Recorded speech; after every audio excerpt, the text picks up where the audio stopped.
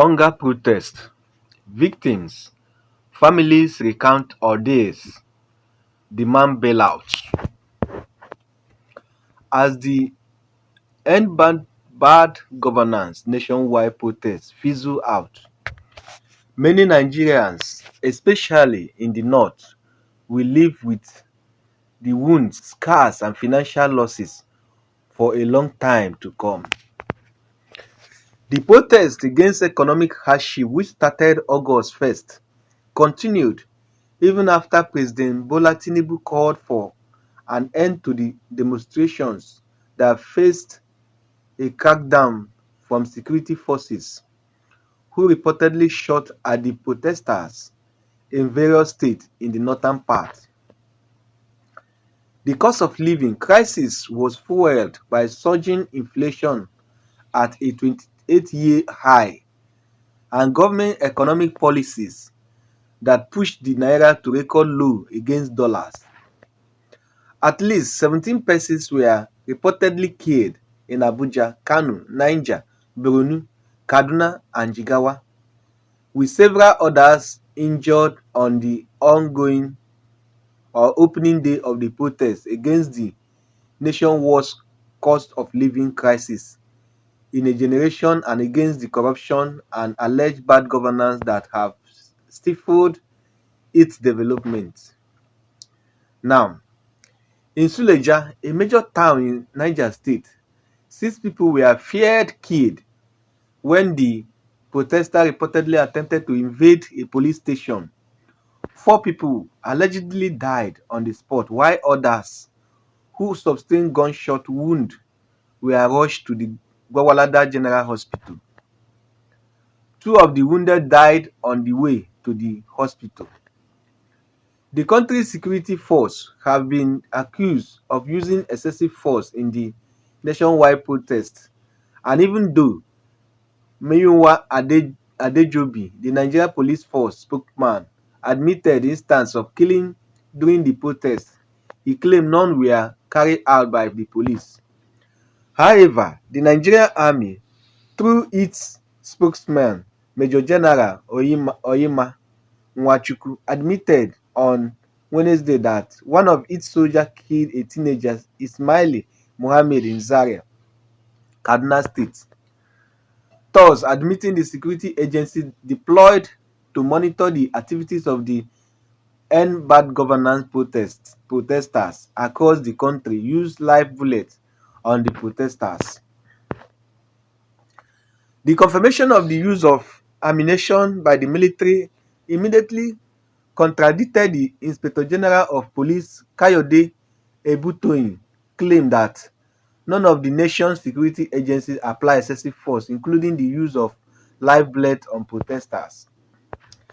Amnesty International condemned the use of deadly action against the protesters, accusing the security operative of killing at least 21 protesters during a week of rallies against economic hardship.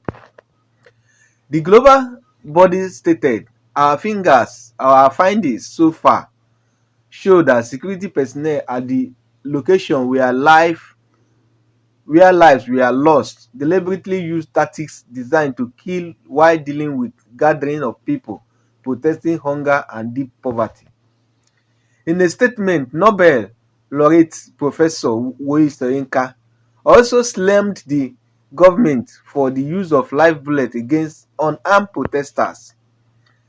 Live bullets are states' response to civic protests that become the core issue. Even tear gas remain questionable in most circumstances, certainly on abuse in situations of clearly peaceful protest. Hunger marches constitute a universal, not peculiar to the Nigerian nation, Soyinka wrote. Aside the death, the protests recorded other casualties who barely survived to recount their near-death experiences as the nation demonstration fizzled out. A cameraman with the African Independent Television, cameraman Femi Kuku, narrowly escaped being shot by security operatives who reportedly opened fire on journalists covering the protest at the Moshood Abiola National Stadium, Abuja last Saturday. Kuku noted that the security operatives knew that they were all journalists, yet opened fire on them. While Kuku ran for his dear life, he fell into an uncovered manhole and suffered a dislocation on his leg. It was my colleague who picked me up and pushed me inside the Toyota Sienna vehicle we came with because I could not walk at that point, he said. When we moved forward a bit, we stopped to check if everybody was okay, and that was when we saw them coming towards us again with their vehicle. They came down and started shooting again, so we sped off into town. From that point, we went to the office and I was taken to the hospital to check my leg. I had bruises, but the left leg and ankle were swollen. It is very painful, so I limp walk now. Now let us also recount life and life lost in Gombe State. Gombe victims on Saturday, officials at the Federal Teaching Hospital, Gombe State, no fewer than 8 persons were brought in for medical attention following the demonstration with 60 receiving treatment. 5 of the patients are in accident and emergency ward with multiple fractures, laceration and others in an intensive unit, an official of the hospital told the Punch newspaper. It was learned that the patient in ICPU had 2 bullet wounds and was on life support. One of the patients, Mohammed Abdulwaf, 18 years, who had his right leg heavily damaged, sobbed as he recounted how he was shot by the security personnel in Gombe State. The teenager who died being among the protesters said he was hit by a bullet as security personnel chased irate youth who looted shops in Gombe State. He added that his dream of becoming a military officer might be dashed out if he didn't receive adequate medical attention. He said, I was at my uncle's house when an area boys or hoodlum attacked people, burgled shops and caused chores. As I left for my house, police and soldiers started pursuing everyone, including me, despite being part of the protest. In the midst of the chores, I fell into a gutter. One of them shot me in the leg. He wanted to end my lifetime ambition of serving in the Nigerian army. I don't have a father and I am the only one fending for my family, he added. He begged the federal government to come to his aid, saying he is still hopeful of becoming an army officer in the future. I pray I can work properly after treatment, which will still make me eligible to join the Nigerian army. So I'm calling on the government to financially support the victim of the protest in a time of need, he said. The patient at the accident and emergency ward, Rabiu Ibrahim, a 27-year-old commercial motorcyclist, was visible helpless following a fracture and several cuts he sustained. According to him, he said, I need emergency assistance. As you can see, I have a fracture on one hand and on other, in tendon injury and multiple laceration. The native of Balanga local government area told the Punch newspaper so. He claimed he was not part of the protest. According to him, he said, I had just returned from my grandfather's house and I was in front of my house around Central Primary School when men of the PMF 99 coasted me and beat me up, giving me multiple fractures, laceration and tendon injury. Also, Hassan Haruna, 18 years old, a fish seller, recounted how he found himself at the Federal Teaching Hospital, Gombe State. According to him, he said, I went to the peaceful protest, but police shot tear gas around the roundabout. As I tried to escape, I was caught by an abandoned glass that pierced my leg, which led to excessive bleeding. I lost a lot of blood and I became very weak. No fewer than 205 churches, chairs, musical instruments, and other equipment worth millions of naira were reportedly stolen by hoodlums who invaded a Living Faith church in Dura local government area of the Katsina state on the first day of the nationwide protest against hardship. They packed everything in the church auditorium, including the digital wall clock, musical instrument, pastor chair, plastic chair, and a desktop computer at the reception, as well as sure a sure board where the accountant usually kept church documents. They scattered everything, the church pastor David Jato told the Punch newspaper so. The protesters began around 10 a.m. and the hoodlums, many of them in keke napep tricycle, just diverted to the church, destroyed the door and glasses and penetrated the church auditorium. Three churches were their target, and while they succeeded in invading the Living Faith Church and Deeper Life, they couldn't gain access into the third, which is the Anglican Church. A viral video showed policemen wrestling with Hazanma Waziri, a physical challenged person on his wheelchair, in front of the Bauchi State Government House. Waziri, who relies on a wheelchair for mobility, was peacefully exercising his constitutional right to protest when he was attacked by the police officers.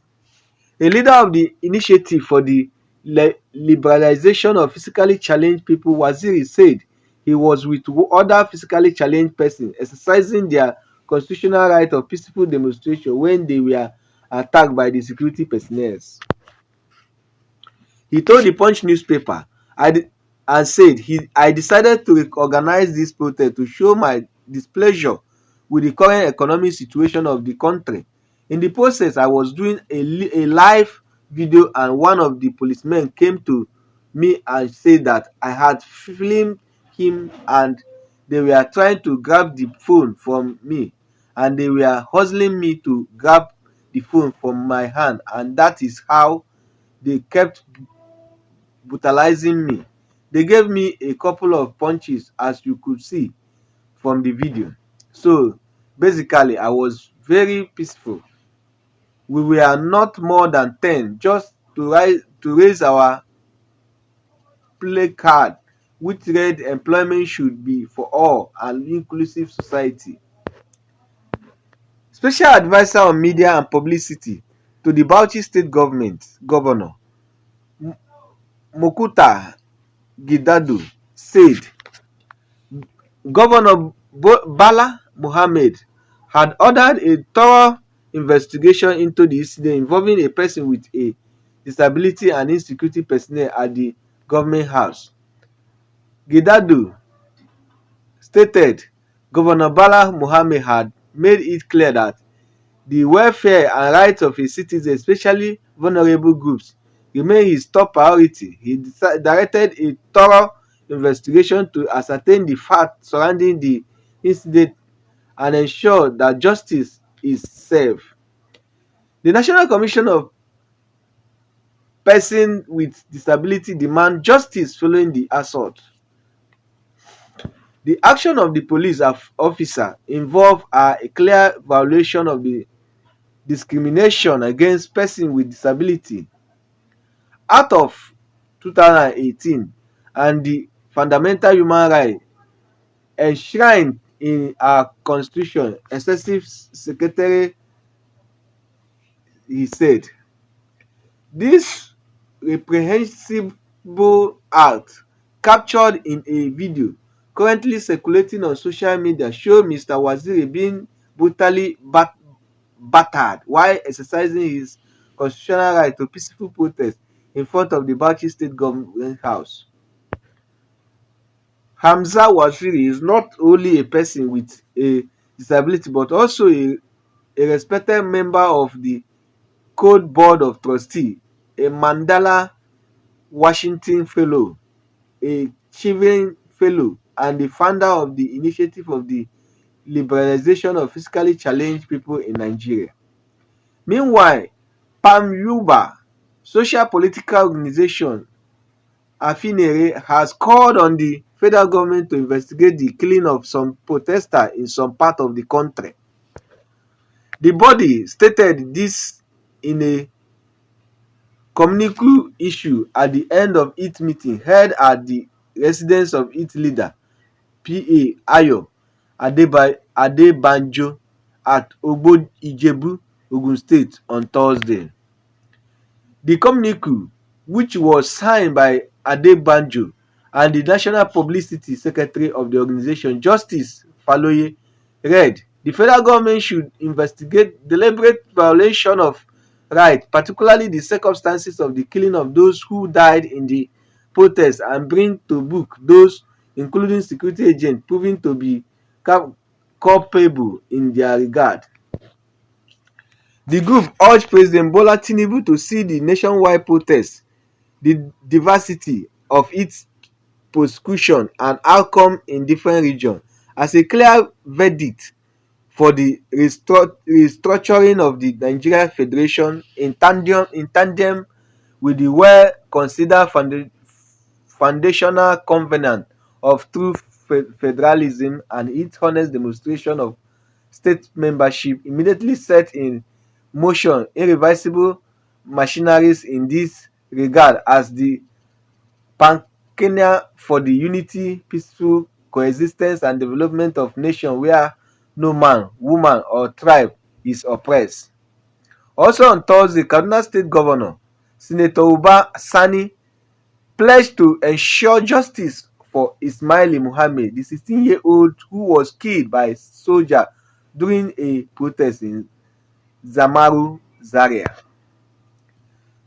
Sani stated on X.com today, Thursday, "I dispatched a high-powered delegation made up of top government officials and head of security agents to condole the family of the teenager, Ismail Muhammad, who was killed when troops of the Nigerian army mobilized to disperse a mobs in Samaru area of Sabon Gari local government during the last protest." The team was led by the overseeing Commissioner for Internal Security, Same Aruwan.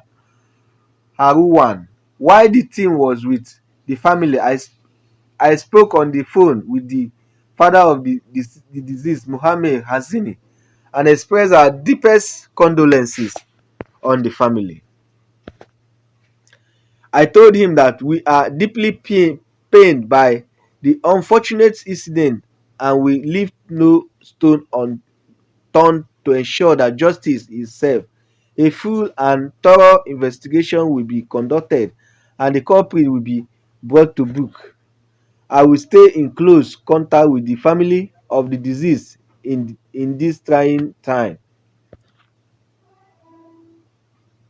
Now, let us also recount the losses that has happened in Kano State. Barakat 5 billion losses. In Kano State, several public and private facilities, including the Nigeria Communication Commission, Kano State High Court, and a number of vehicles parked within the court premises were vandalized and looted, as well as the Kano State Printing Press, among several others. Popular supermarket in the city, Barakat store, was among the worst hit with a reported loss of over 5 billion to hoodlums during the anti-hunger protest in Kano. The general manager of the supermarket, Haji Muhammad Sani, made the disclosure in the telephone interview with the Punch newspaper on Wednesday.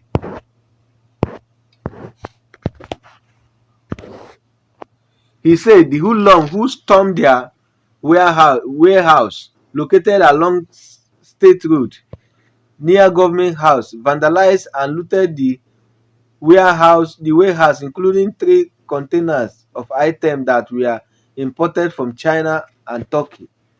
Just a few days into the protest, we imported 2 containers of items we deal in from China and a container of king oil, vegetable oil from Turkey, and we have not even paid for them, he said.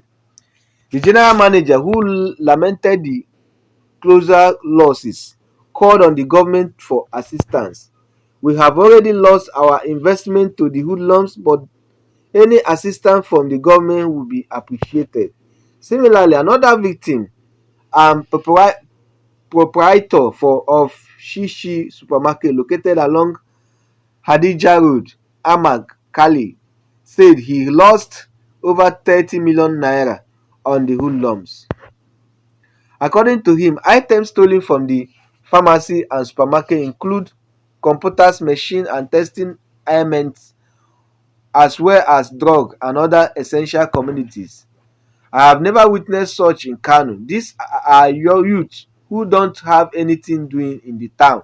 I think the government has to do something about youth unemployment in Kano. Otherwise, in the next 10 years, even the state governor will not escape from their attack, he said. Wow, my fans. This is happening live. This is the recount of losses that has happened on the ongoing end bank governance protest.